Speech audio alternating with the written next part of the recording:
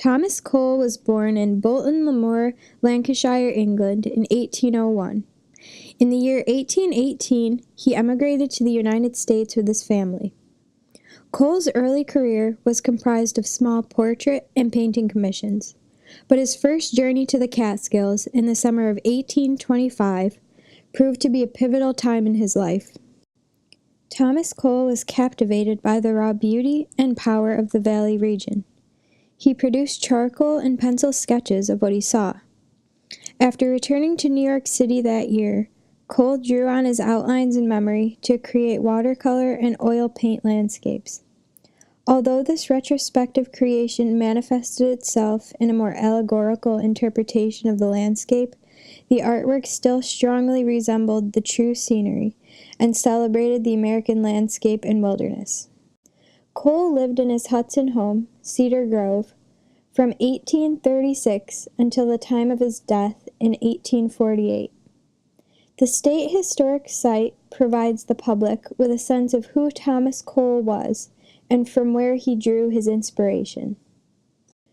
Cole's use of his home as a teaching studio for his apprentices, like Frederick Church, who later became a prominent artist in his own right, further increased the significance of the home as an epicenter of the Hudson Valley School of Art.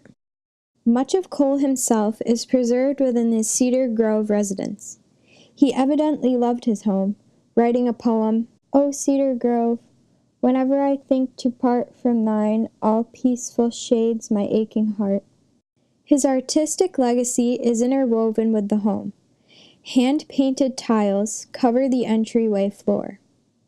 Custom-made borders line the parlor walls, and half of an original work by Cole remain in the home today. The ability to see Cedar Grove's view of the Catskills Mountain allows visitors to better understand and appreciate the inspiration for many of Cole's works. The Thomas Cole National Historic Site Act summarizes the purposes for preserving the historic site of Cedar Grove. Visitors to the home have a unique opportunity to appreciate the Hudson Valley and its role in American history and culture. A greater understanding and appreciation for the region can breed a more personal connection with the area and a desire to protect and conserve its beauty. Preservation of the home will aid in the conservation efforts of the Hudson Valley.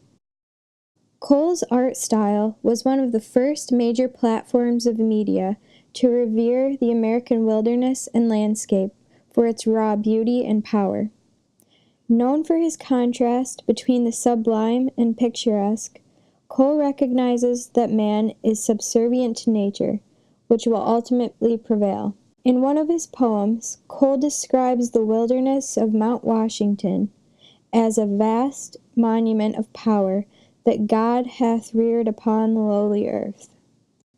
This rhetoric was the beginning of conservation efforts which preserved the American wilderness and a large part of the American culture.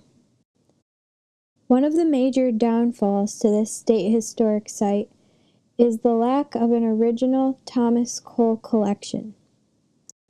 Throughout the years, the family sold much of Cole's original work in their private collection in order to keep the house within the family and maintain its condition until its sale to the state in the 1970s.